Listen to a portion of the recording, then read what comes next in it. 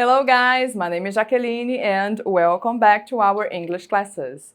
Olá pessoal, meu nome é Jaqueline e sejam bem-vindos à nossa aula de inglês.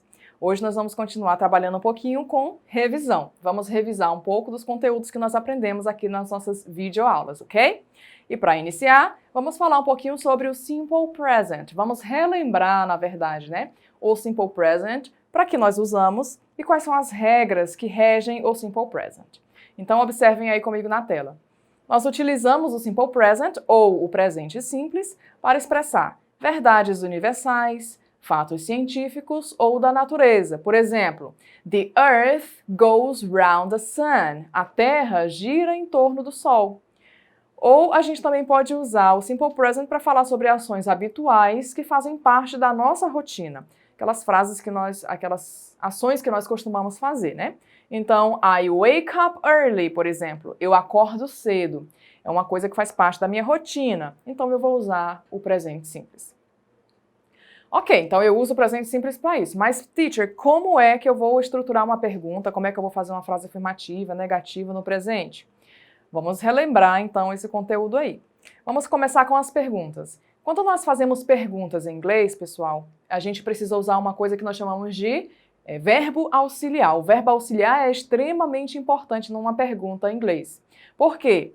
Porque ele é responsável por dar o tempo verbal do verbo da sua frase. Então, o verbo na tua frase, ele vai vir de forma natural, na forma base.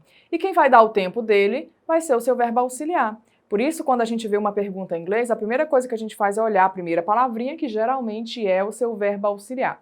E ele vai me dizer se aquele verbo lá na frente da frase está no presente, no passado, no condicional, entre outros tempos verbais, ok? E a gente aqui está aprendendo de presente. Então, os verbos auxiliares do Simple Present são o do e o does. Por que essa diferença? Porque no presente simples, a terceira pessoa ela vai ter regras diferentes dos demais pronomes. Então, acompanhem aí comigo na tela. Nós temos onde e quando vocês vão usar o do e o does. Então, o do, que é o auxiliar para fazer pergunta, vocês vão usar quando estiverem falando de I, you, we e they. E o does, vocês vão usar apenas para a terceira pessoa. Quem é a terceira pessoa? He, she, it. Ok? Ele, ela, o animalzinho, coisa. Então, does she work, por exemplo? Agora, a diferença maior vai fazer na hora de responder. Nas respostas curtas, como vocês observam no quadrinho aí ao lado, nas respostas curtas elas são sempre do mesmo jeito. Por exemplo, do you work? Você trabalha? Yes, I do. No, I don't. Sim, eu trabalho. Não trabalho. Se eu estivesse falando sobre terceira pessoa, eu iria trocar apenas o verbo auxiliar. Does she work? Por exemplo, ela trabalha? Yes, she does. No, she doesn't. Então, a resposta curta é sempre dessa mesma forma. Vocês vão usar sempre essa mesma estrutura. Já nas respostas longas, nós temos diferença, né? Quando a gente dá uma resposta longa usando o verbo auxiliar do lá da pergunta, né? Falando sobre I, you, we e they, vocês vão simplesmente repetir tudo que tem na sua pergunta sem o verbo auxiliar. Por exemplo, do you work? Yes, I work. Negativa, no, I don't work. Eu vou usar o verbo auxiliar negativo, né? Porém, quando a gente fala de terceira pessoa, observem aí a última resposta. As últimas respostas aí do quadrinho, né? A gente usa o does para perguntar. Does she play games, por exemplo? Na resposta positiva, yes, she plays games. Eu vou ter que acrescentar, adicionar um S no meu verbo. Ah, professora, mas o verbo vai para o plural? Não, não é que o verbo vá para o plural. É apenas uma regra gramatical que vocês não podem esquecer porque elas são importantes, ok? Então, nas respostas longas, afirmativas, no presente simples, para a terceira pessoa, tem que colocar o S no verbo, apenas para a terceira pessoa, ok? E na negativa, a gente vai usar o verbo auxiliar negativo, nesse caso o doesn't, e o S vai sumir. Por quê? Porque a regra geral me diz que apareceu o verbo auxiliar na sua frase, o verbo não sofre nenhuma alteração. O seu verbo, né, o verbo normal da frase não vai sofrer nenhuma alteração. Então é por isso que nas negativas ele volta à forma original, certo? Ok. Quando a gente dá essa resposta longa, que a gente precisa colocar esse S no verbo, existem algumas exceções que nós precisamos ficar atentos. Observem comigo aí na tela. Relembrem, né? Então, a regra é, os verbos que são terminados em O, SS, SH, CH, X e Z, ao invés de você acrescentar apenas um S no final, você vai colocar um ES no final.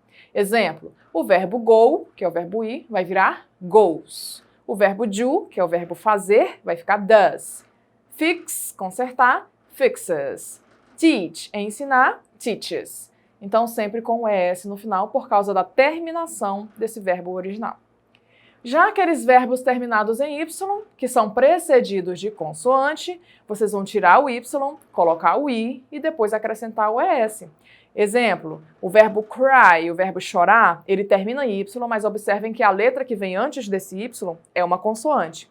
Então vai ficar, eu vou trocar esse Y pelo I e depois acrescentar o ES. Cries. A mesma coisa acontece com os outros exemplos. Try, tries. Study, studies. Reply, replies. Ok? Ainda falando sobre Simple Present, nós vimos que nós também podemos usar essa regra do Simple Present para falar sobre Daily Routine, que são as ações que nós fazemos diariamente, certo? Relembrem comigo algumas das Daily Routines que nós aprendemos. Então temos aí, wake up early, acordar cedo, have breakfast, tomar café da manhã, have lunch ou have dinner, almoçar ou jantar, go to school, ir para a escola, do the dishes, lavar os pratos, lavar a louça, né? Study, estudar, read a book, ler um livro e sleep, dormir. Temos, claro, vários outros, depois vocês podem fazer pesquisas, tá? Essa foi só para relembrar. Vamos fazer um exercising para ver se realmente fixou aí na mente de vocês? Então vamos lá. O nosso exercising, use os verbos para formular frases no Simple Present. Então, tem a imagem de uma menina para vocês, então todas as frases vão ser constituídas com o pronome she, ok? E nós temos os verbos entre parênteses que vocês devem usar. Então, na letra A tem go to school, ir para a escola. Letra B, study, estudar. Letra C, wake up at 6, acordar às 6. E na letra C, have lunch at 12, almoçar às 12, or 12 o'clock. Como ficam esses verbos aplicados dentro de uma frase no Simple Present? Relembrando todas aquelas dicas e regras gramaticais que nós acabamos de ver, hein? Espero que vocês tenham conseguido acertar aí. Então vamos lá. Na letra A, she goes to school. Lembra que nas frases positivas longas nós precisamos alterar o nosso verbo? É por isso que o verbo que era go ficou goes, porque nós precisamos colocar um S. Como o verbo go termina em O, tem que ser um ES no final. Então, she goes to school. Ela vai à escola. Letra B. Study ficou she studies. Ela estuda. Aqui entrou aquela regra do Y, né? Os verbos que terminam em Y e que são precedidos de consoante, tira o Y e acrescenta o ES. Letra C. Wake up at 6. She wakes up at 6. Ela acorda às 6. E letra C, perdão, a última é a letra D. She has lunch at 12. Ela almoça às 12. O verbo have é um verbo irregular, tá, pessoal? Por isso que de have ele passou para has, porque não é possível a gente falar haves. Não existe esse verbo, ok? Very good! E por último, vamos relembrar um outro conteúdo também muito importante que nós aprendemos, pessoal, que são as estratégias de leitura. Estão lembrados? A leitura, né, para nós, alunos, estudantes, para qualquer ser humano, é muito importante, porque é através da leitura que nós conseguimos interpretar um texto. Então, a gente viu algumas regras sobre essas estratégias de leitura e de interpretação de texto, para ajudá-los a conhecer melhor e tirar o máximo de informações possíveis de um texto. Vamos relembrar alguns pontos, então? Vamos lá. O primeiro ponto que nós vimos sobre essa questão de estratégia de leitura foram os cognatos. A gente tem que ficar atento aos cognatos, ok? O que são? São aquelas palavras que são iguais ou muito parecidas com o português. Por exemplo, chocolate, banana, activity, chocolate, banana, atividade, são praticamente as mesmas que o português.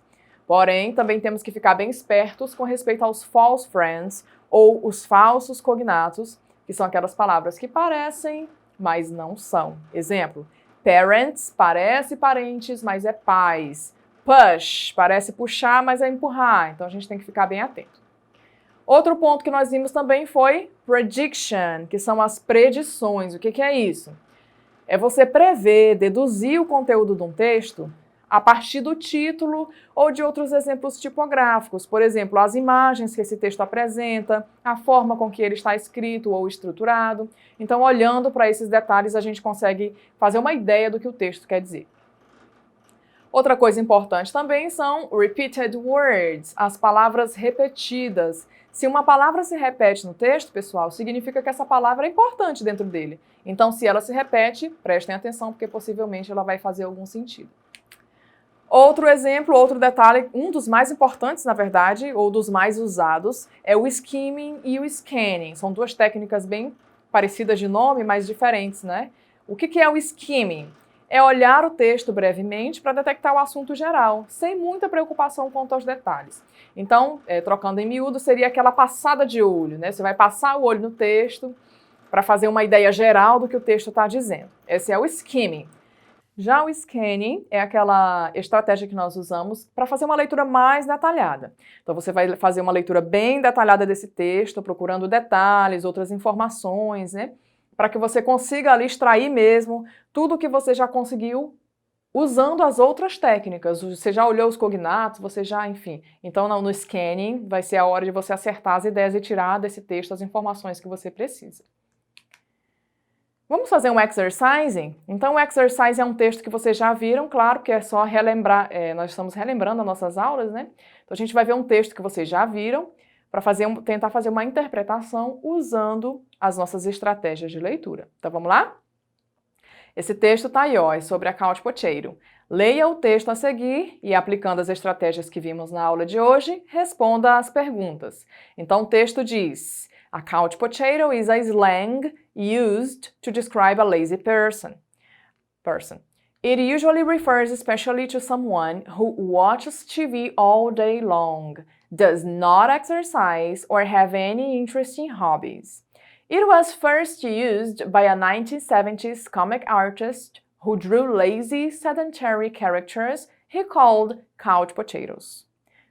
Baseado nesse texto, nessa leitura, responda. Sobre o que fala o texto? O que significa couch potato? Couch potatoes gostam de exercícios físicos?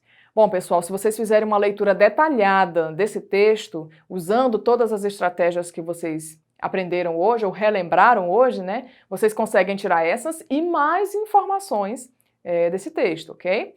Então, sobre o que o texto fala? É claro, é nítido que o texto fala sobre couch potato, porque é uma das palavras que mais usa, né? E o que significa couch potato? Na primeira linha diz que describes a lazy person. Vamos ver aqui a resposta juntos. É alguém que assiste TV o dia todo, que é uma pessoa preguiçosa, uma pessoa que não se exercita. Então, tudo isso é o que fala o texto sobre o couch potatoes. Vocês deveriam usar aqui os cognatos para conseguir distinguir essa resposta. E por último, couch potatoes gostam de exercício físico? Tá bem claro, inclusive usando a regra do simple present, que nós acabamos de ver, né? Que he does not exercise. Ele não se exercita, ok? Acessem a plataforma Eduque para mais informações, assistam novamente essas aulas e see you next class!